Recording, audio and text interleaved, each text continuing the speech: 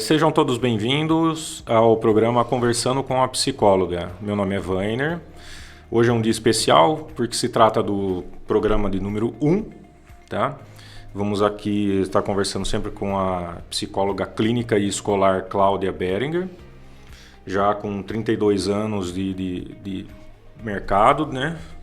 Com bastante experiência na área, né? Ela atende em Artur Nogueira, na Fisiocorpus, uma clínica Fisiocorpus, que fica na rua 15 de novembro, 243, no centro da cidade. Mas, se você não estiver na região, né, que atende a toda a região aqui, não tem problema, porque ela também faz atendimentos online e onde tem um alcance muito maior do que somente aqui por perto. Você pode estar em outra cidade, outro estado, até outro país que ou ela chega até você, tá bom? Você vai ter essa oportunidade de estar falando com ela. Nosso assunto hoje vai ser o desfraude, tá? E eu agora até queria já passar a palavra a ela e já aproveitando, já encaminhando a primeira pergunta, né? Para não perder muito tempo, que seria como os pais podem lidar de forma tranquila com o desfraude das crianças. Olá, tudo bem? Bom, vamos lá. Na verdade, os pais precisam ter paciência e conseguir entender a criança, né? Elas precisam observar os primeiros sinais que a criança está dando para o processo do desfraude, né? Então, alguns sinais vão se manifestar no desenvolvimento e na maturidade dessa criança e que vai mostrar que ela está pronta para o desfraude. Então, é importante também esses pais estarem dispostos a fazerem isso, sem pressa, tendo muita atenção e muito cuidado para com essas crianças, né? Isso é muito importante. Cláudia, explique o que é controle dos esfíncteres. Tá, vamos lá. O controle dos esfíncteres é a maturidade neurológica da criança, emocional da criança e motora da criança, que nada mais é do que o controle do xixi e do cocô. Então, a criança vai aprender a controlar isso. Na verdade, o nome é controle dos esfíncteres, controle do xixi e do cocô, que a gente fala habitualmente número 1, número 2, mas nada mais é que o xixi e o cocô, tá? E ela tem que ter uma maturidade dentro desse processo, e isso não vem só de forma a ser aprendizado. Mais uma pergunta aqui, mais uma dúvida, né? Acho que de todos os pais nessa fase, quais os sinais que a criança apresenta que diz que já está na hora de tirar a fralda? Na verdade, existem muitas evidências e que os pais precisam observar, né? E muitas teorias aí falam diversos sinais. Eu vou apontar alguns aqui que são bastante importantes para que esses pais percebam e consigam identificar que é o momento da criança de fazer o desfraude, a retirada dessa fralda. Um deles é bastante interessante, né? Se você observar, a criança ela faz o xixi ou o cocô e ela começa a andar de perninha aberta, ela se incomoda com aquilo, ela quer que os pais tirem a fralda e ela às vezes pede para tirar a fralda porque aquilo está incomodando. Então já é um sinal bastante importante de que o desfraude precisa ser feito. Um deles esse, né? O outro muito importante é saber se a criança reconhece alguns sinais e comportamentos. Por exemplo, vou dar exemplos. Se a criança sabe sentar-se, levantar-se, se a criança responde a alguns estímulos.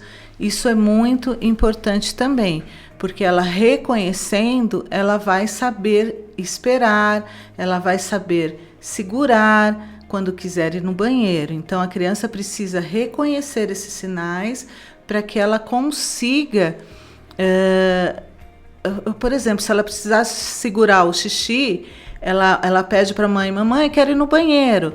Daí essa mãe vai falar: espera um pouquinho. Então, ela tem que segurar, ela tem que fazer o controle desse xixi para poder ir ao banheiro. Então, é importante que a criança saiba, esteja nesse momento de maturidade para que ela consiga, ocorrer o desfraude de uma forma tranquila também. Outro fator importante também é que ocorra o reconhecimento das coisas. Por exemplo, ela tem que saber onde se guarda os objetos da cozinha. Por exemplo, onde guarda um copo? Se guarda na cozinha. Onde guarda os brinquedos? Se guarda no baú dos brinquedos. Por que isso? Ela precisa saber também onde é feito o xixi e o cocô. É no banheiro, né? Então, ela sabe que cada coisa tem o seu devido lugar. Então, quando ela precisa ir ao banheiro, quando ela precisa fazer o xixi e o cocô, ela precisa ir ao banheiro. Então, é importante, esse é um dos sinais de que ela precisa estar pronta para isso. E aí sim ela terá uma melhor evolução dentro desse processo, né? E é importante que os pais estimulem também, mostrem o banheiro, mostrem o que se faz no banheiro, enfim, tudo isso é muito importante. Outro sinal que é interessantíssimo observar é que às vezes a criança ela fica agachadinha fazendo ou o número 2 ou o número 1, eu estou chamando de número 2, número 1, que é o xixi ou o cocô, e ela fica agachadinha ou faz escondido. Então é um sinal que ela já necessita ir ao banheiro para fazer, né? Então ela já necessita estar tirando essa fralda e fazer no lugar que é o hábito de todos nós, né? Então é importante que a criança não tenha medo do banheiro, é importante mostrar o banheiro como algo normal, um lugar normal para se fazer, e para que ela se sinta à vontade e sem nenhum problema maior, tá? Então, só dando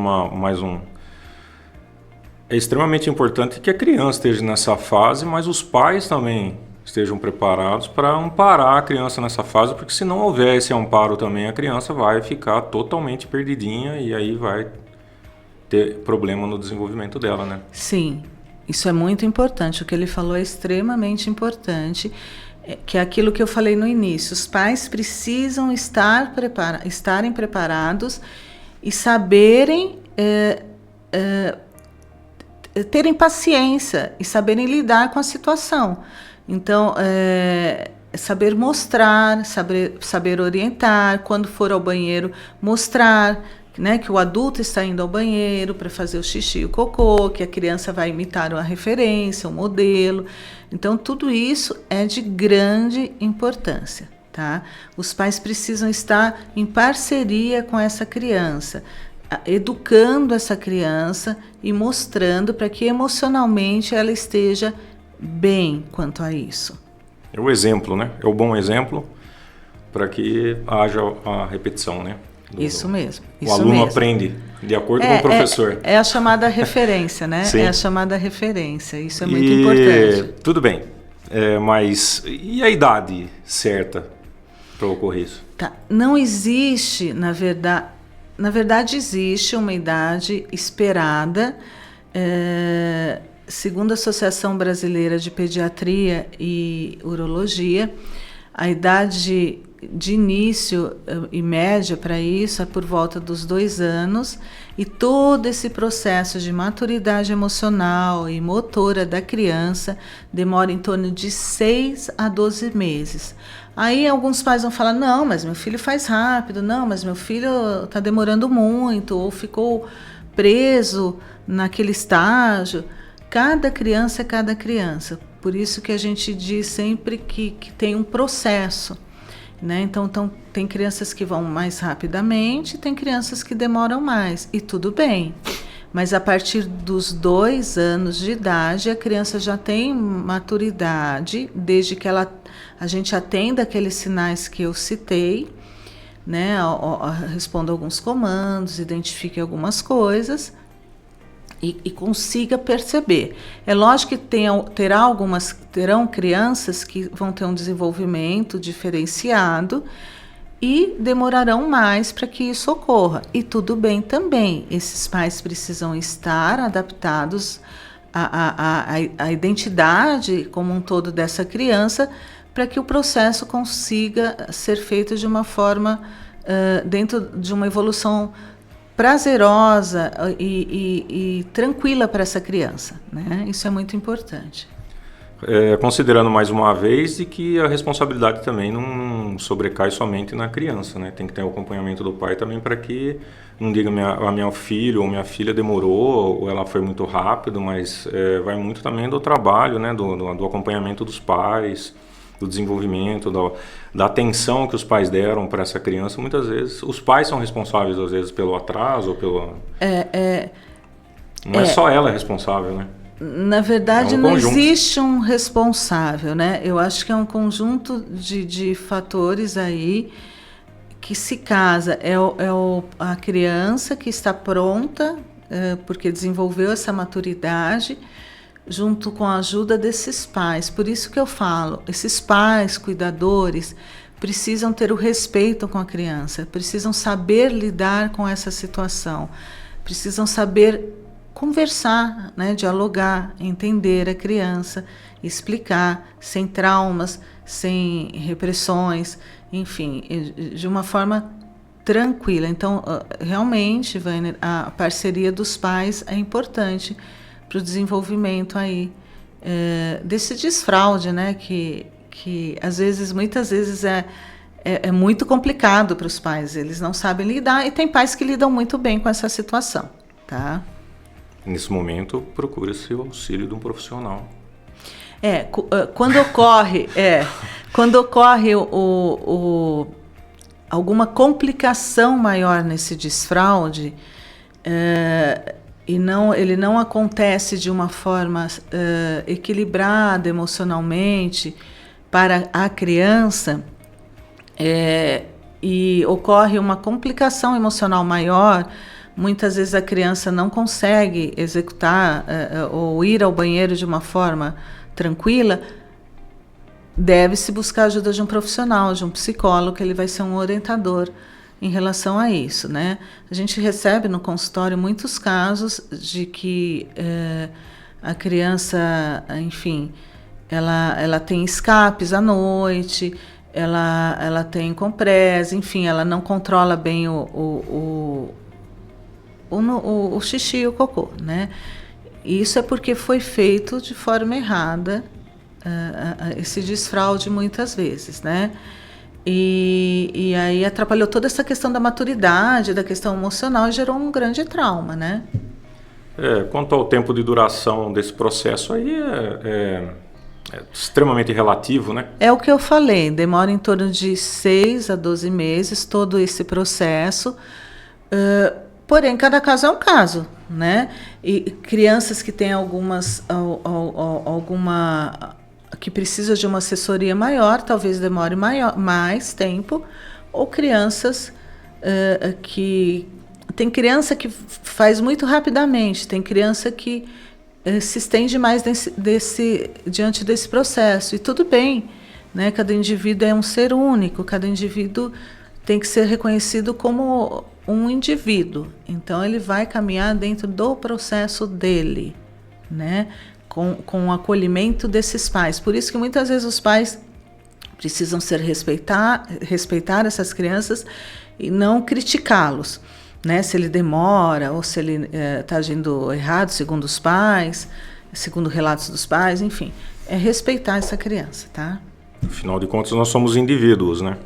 Não somos todos iguais. Exatamente. São pecinhas de um tabuleiro. Exatamente. E você estava falando a respeito de fralda no desfraude durante o dia, durante a noite. Nesse processo, existe alguma diferença entre o desfraude diurno e noturno? É a mesma coisa? Tanto faz?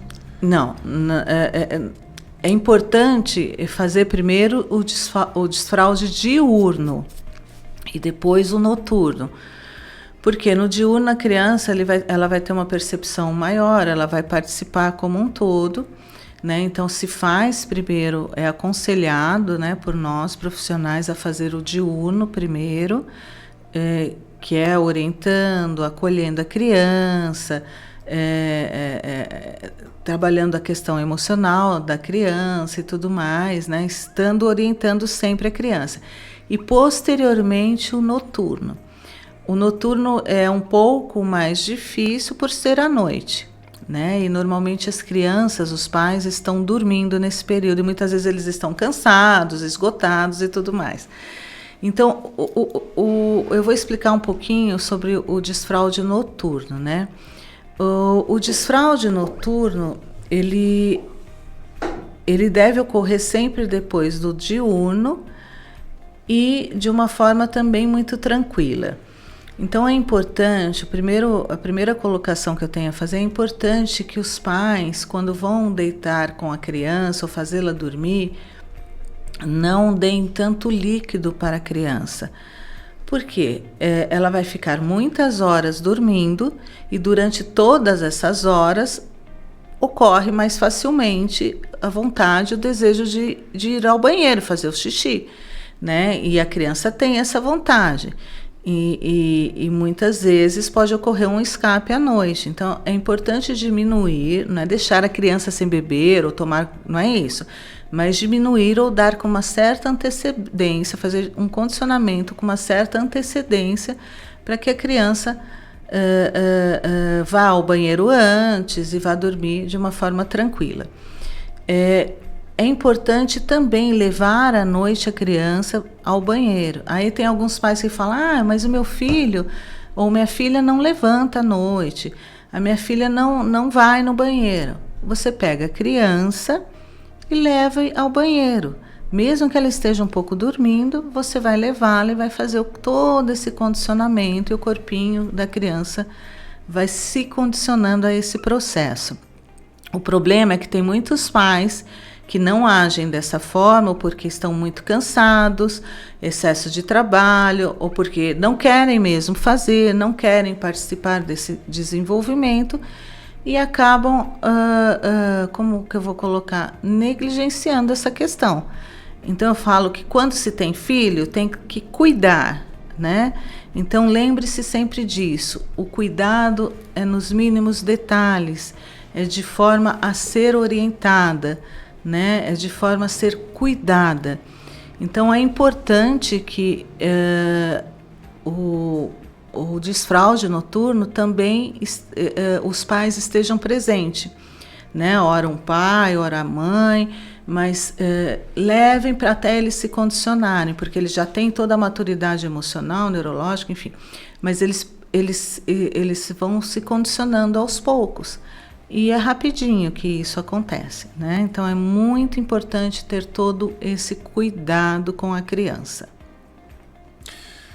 Bom, tudo o que precisa ser feito e o que é certo a ser feito já foi esclarecido aqui, né? Mesmo que não com tantos detalhes ainda, né? Porque a matéria é bem extensa. Mas quais as consequências de um desfraude errado?